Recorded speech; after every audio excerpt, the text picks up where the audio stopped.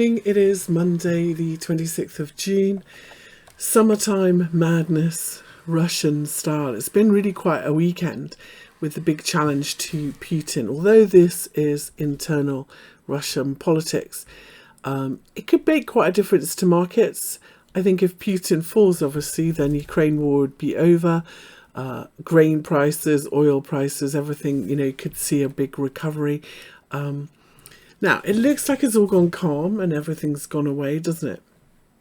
The news today, though, this morning, Russian press is reporting that the charges against Prigozhin have not been dropped, which means that they could still pursue him. So it could be that the deal Putin made to stop the invasion or to stop it all falls apart. Now, that could just make Putin look more powerful and everything continues as normal, but that could also really upset the people that support Prigozhin, and we could see this whole mess back on again. So I really want to see how the next couple of days play out to make sure that this Prigozhin-led coup has really gone away.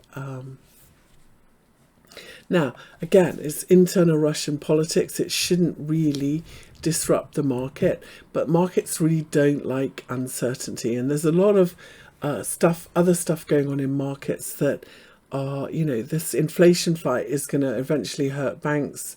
There's the volatility in bonds looks set to continue. And so we're not quite out of trouble in terms of market volatility, even though this is an internal Russian issue.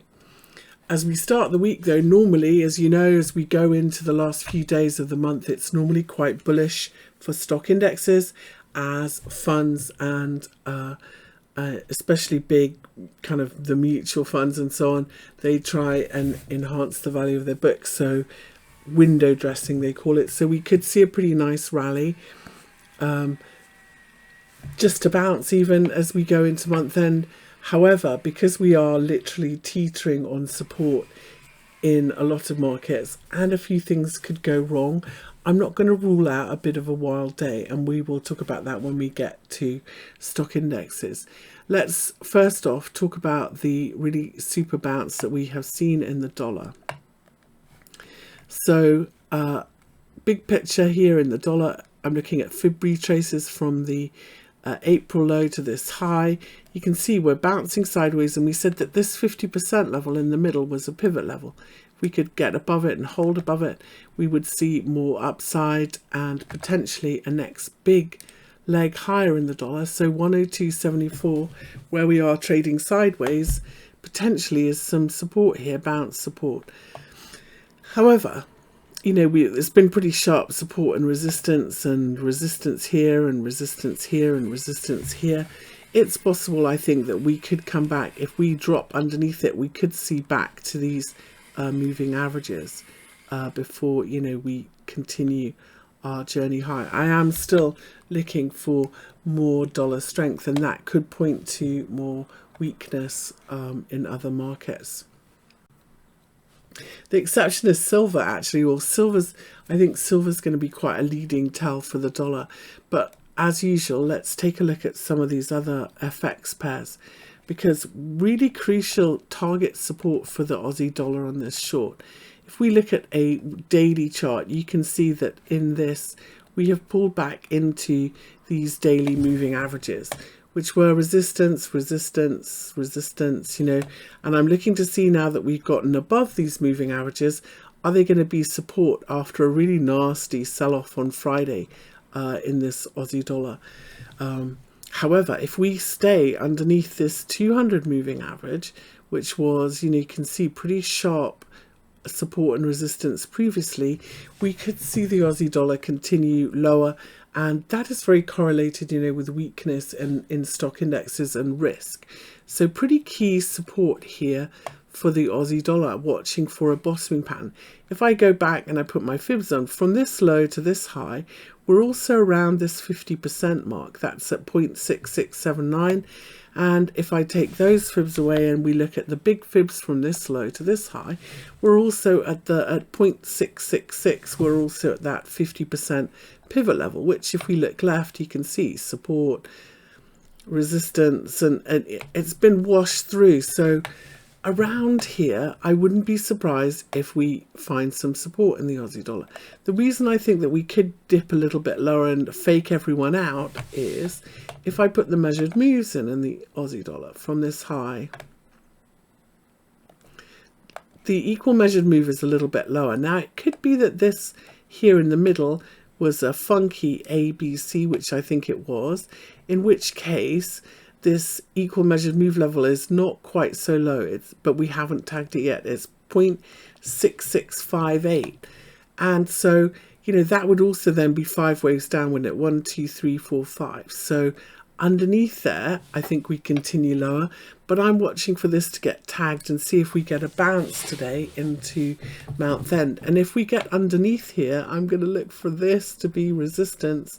And yeah, we continue lower in the Aussie dollar. 0.656 and the 1.618 would be where I would be looking for next down here.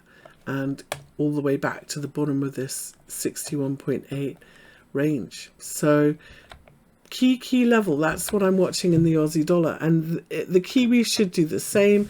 The Kiwi is sideways with bunched up moving averages in the middle of a channel. The other one that I think is interesting for a reversal or not here is the pound. Now here in the pound, we've had a pretty nice trending market. So when you have a trending market, you know, you kind of don't tend to come back into the previous swings. So here, for example, this was a high, this was a low, we kept going higher. And if we do that here, bigger picture, you can see these previous highs are pretty important support here for the pound. And potentially, if we look at this on a 4-hour, this is a false breakdown, or are we going to continue lower? Well, horizontal support and resistance is what's in play here in the pound. And if we put our fibs on, fib retrace levels as well, we're looking to see where is our 236. I'm going to go all the way from down here, because if we break down, we're likely to come all the way down to this 236 fib level at 1.26 from this whole swing. Short term though, we're already underneath this, aren't we? So 1.26. More likely, I would think that, you know, this is sideways at the 236 fib. It's not normally, it's normally sharper than this. So I think that they're, you know, having gotten underneath our hourly moving averages, looks like we could be a breaking down and headed, if we break down these horizontal supports, back to a 50% retrace and back to the 20 moving average. So weakness in the pound and the continentals. If we, not so clear here in the euro, if we take a look at simple moving averages though, we've gotten underneath them. Normally for me, that would mean, you know, one swing lower, come back, retest the moving averages, and another leg lower to that 4-hour 200 moving average. And if we look at this on the hourly, you can see we're underneath all of our hourly moving averages and at risk of another swing lower unless we recover them and find some support. So this does point to, on dips, more dollar strength. So the one that I'm watching in commodities to see if we get a nice reversal or not is silver. When we look at silver here on the daily, obviously when we had a bearish cross of our daily moving averages, we rallied back with a very nice 3-wave rally into the daily 50, and here we are at the 200 moving average.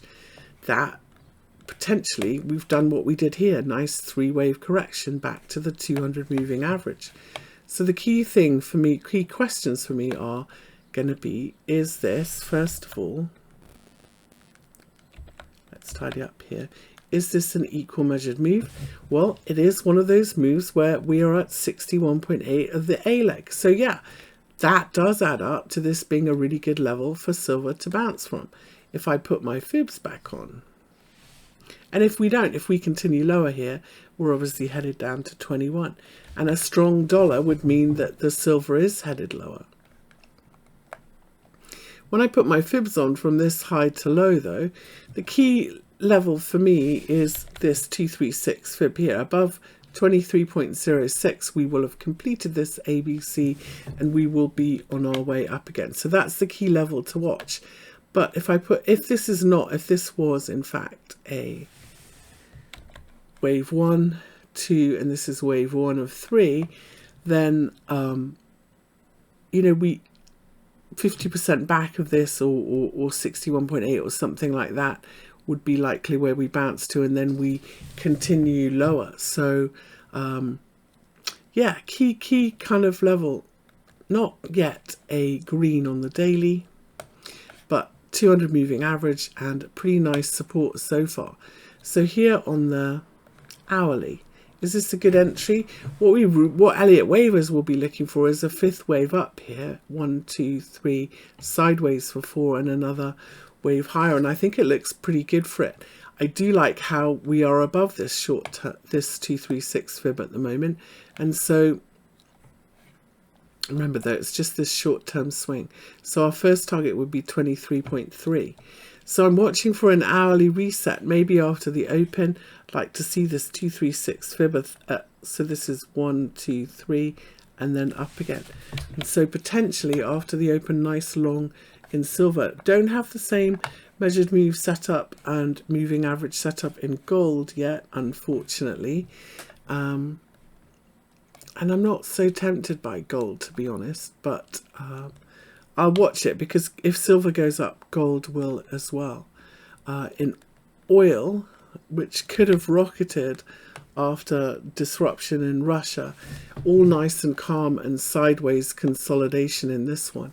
I still think that oil could bounce here, because this is a pretty important level at 66.95, but no price action to buy it for a bigger swing yet. Let's see. Oil would be my favorite trade if it all kicks off in Russia.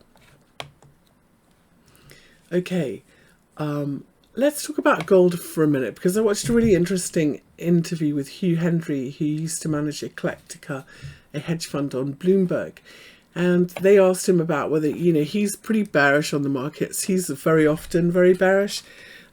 He's very worried about what's happening in bonds because of the continuing rate hikes. And to be quite honest, the volatility is persisting. In the US, they just did an MLIV pulse survey on bonds, and the results of that basically implied that bond market volatility is likely to persist. The results have shifted markedly.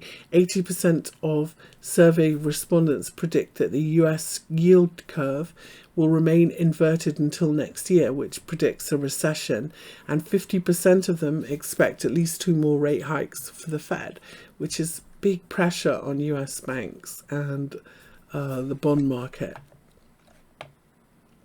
So the markets are pretty gloomy, despite, you know, the kind of good news from Russia and everywhere else, and despite the fact, you know, gold's, you know, stocks are pretty close to all-time highs.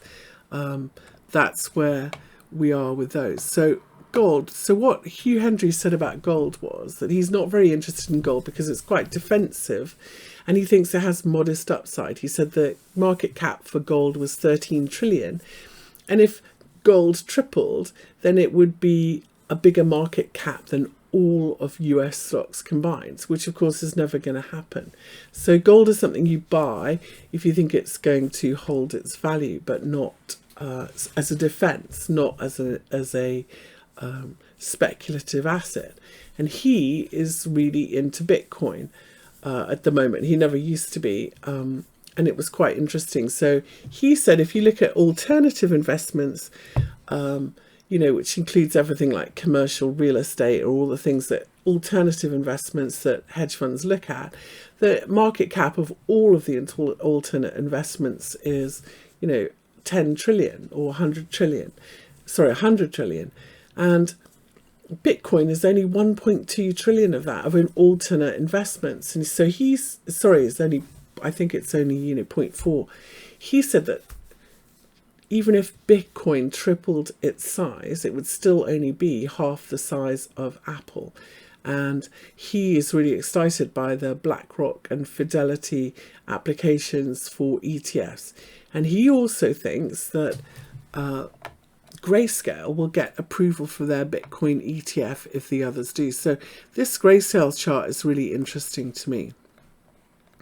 First off, if we look at it, if potentially this is just an inverted head and shoulders pattern, isn't it? And we're still underneath this weekly 200 moving average. The most impressive thing to me is how this has rallied on the news that the others are getting an ETF, because when crypto was doing well, Grayscale always traded at a premium to Bitcoin because it was an easy investment for funds.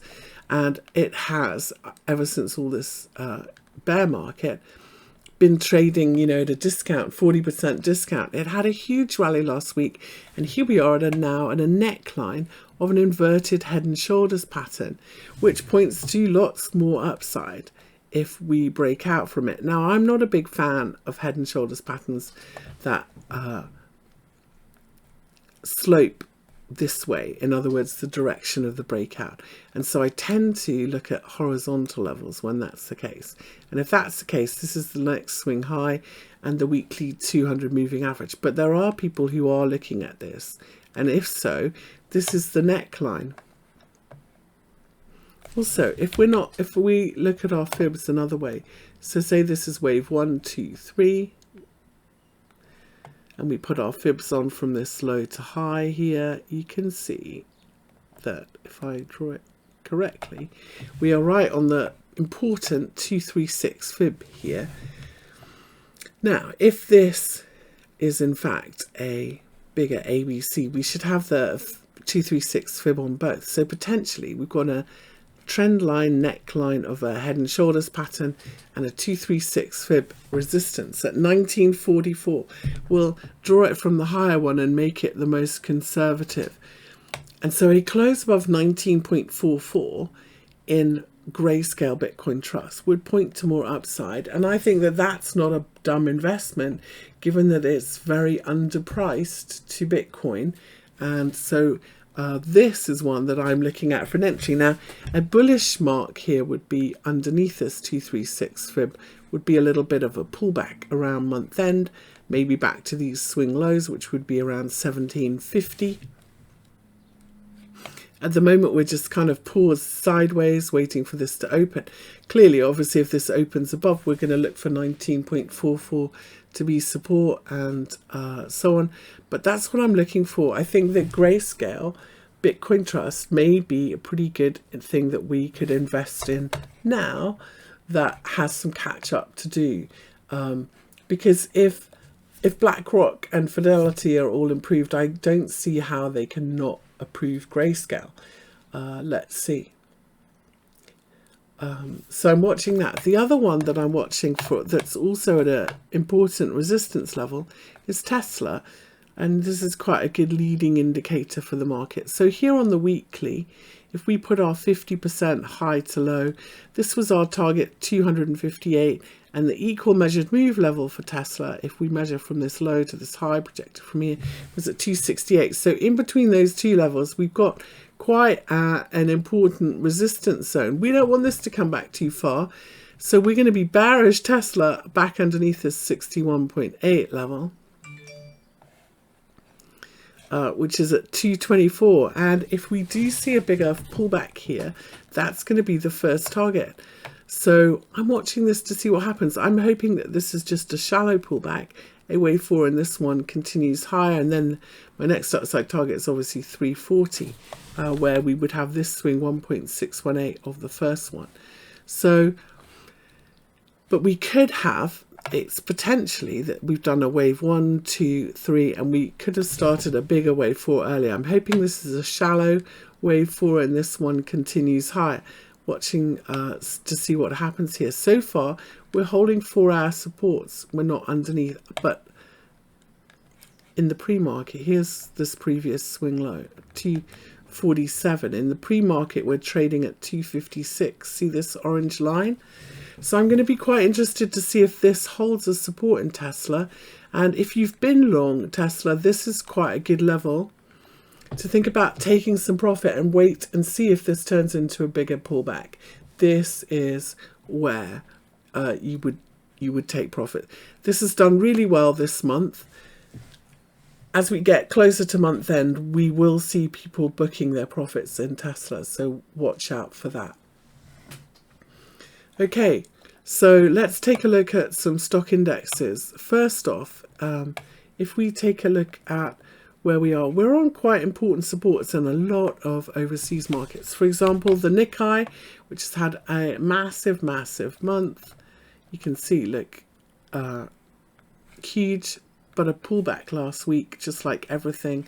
As I said, very often, you know, the week after June options expiration is bearish. It happened in everything.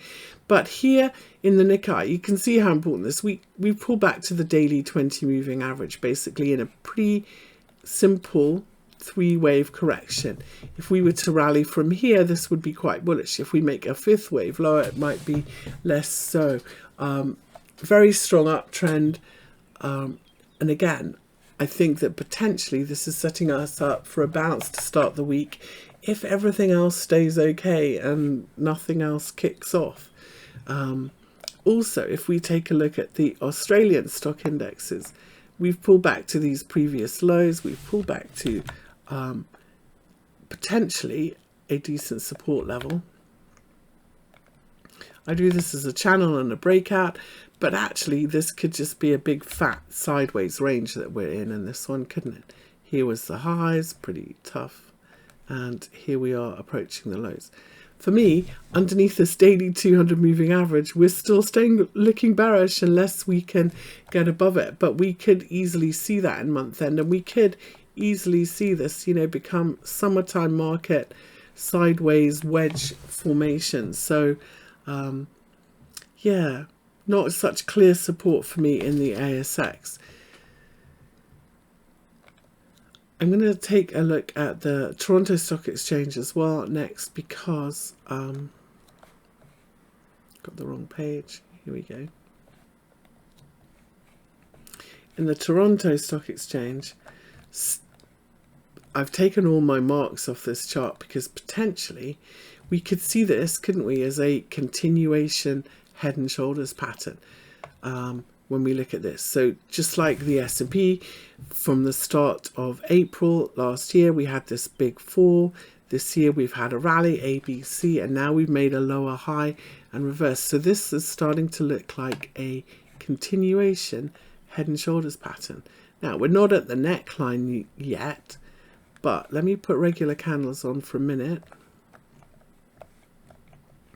Now if this is the left shoulder, we need to draw it from this swing here and line it up. And if we do that, so we go, this is the left shoulder, here's the low low, this was the third touch, false break. Here we are right on the neckline of this head and shoulders pattern on the daily in the TSX continuation, because it's not actually at the high.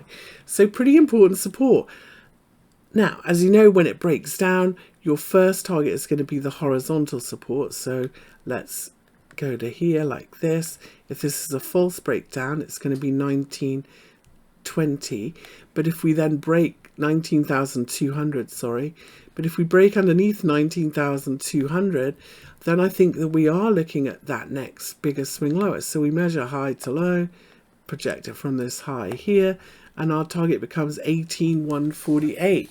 So watch out. This is really pretty, you know, at 1948 is the first target, but if we hit the head, you know, we could go all the way down here to the equal measured move target, couldn't we, in this TSX, which would also be 50% of this rally. Now, what's going to trigger such a nasty sell-off?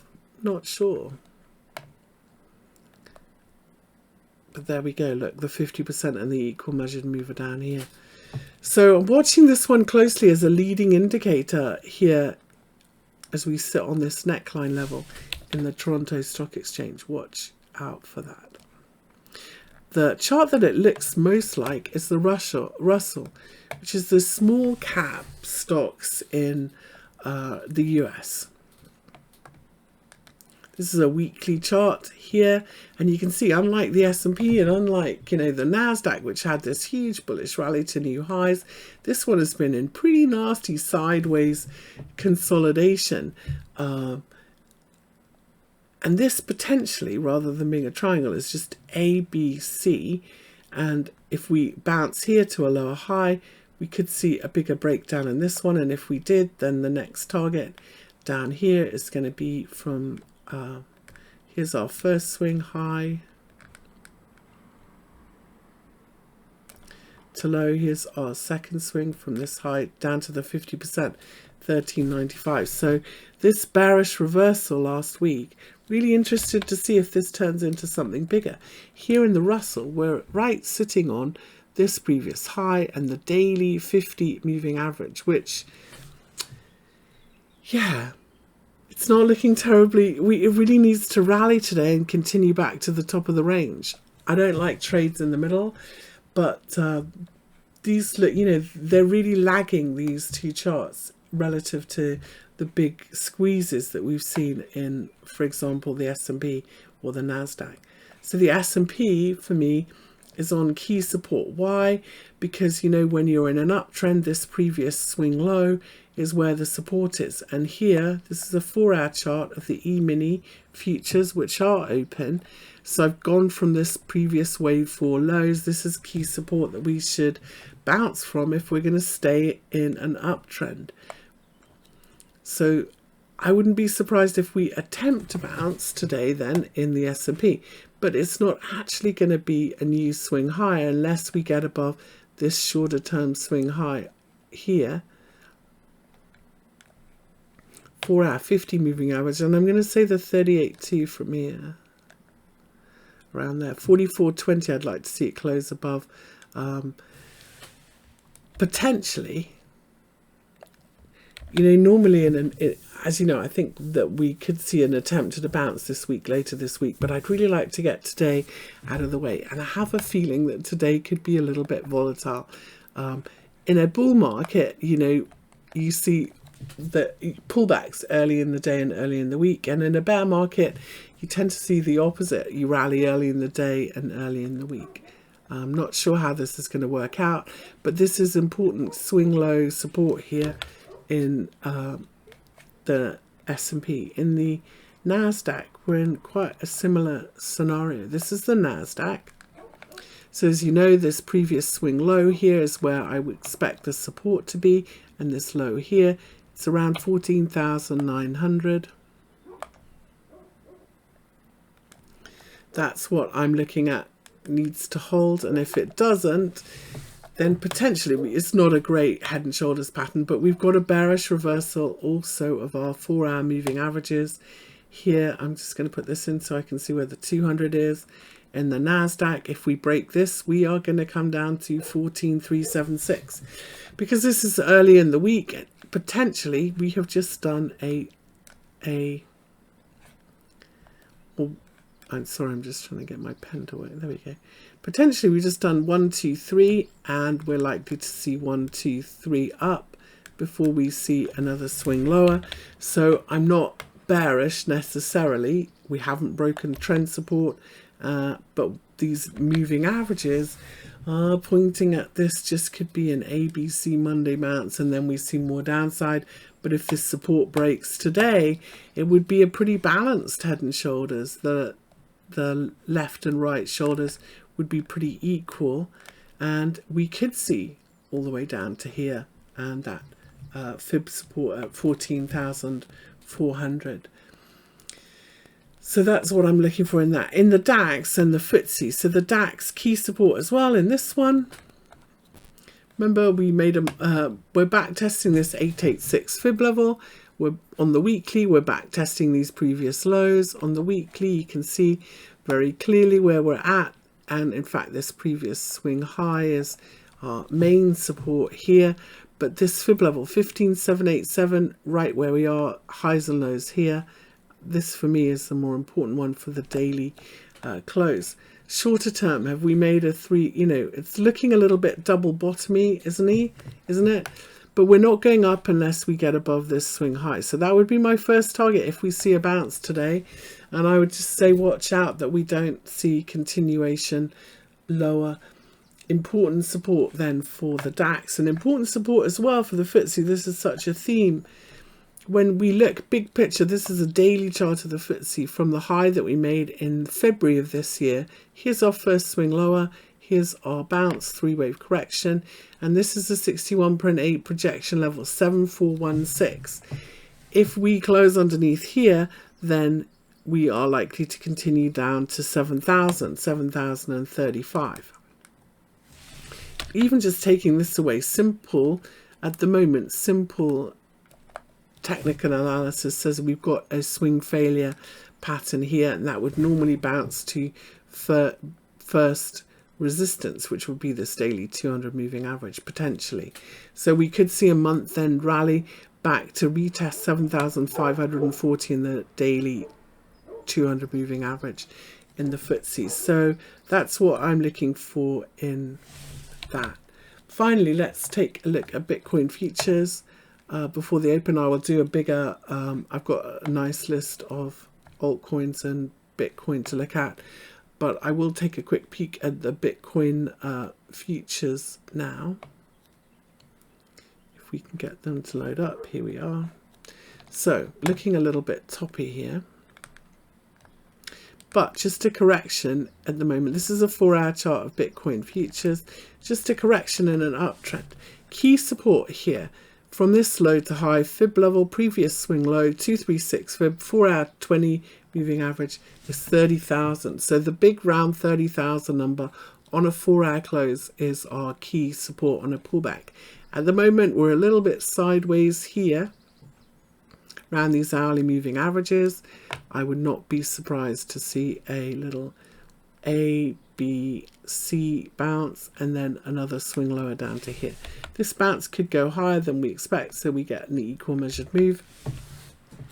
But for me, if I was watching, I really do think that we have a little bit of a pullback date with this 30,000, and underneath 30,000, 28,200 to 28,000 area is where I'm looking for a pullback to buy.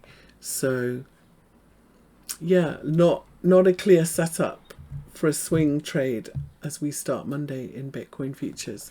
Okay, I hope that's useful. Speak later for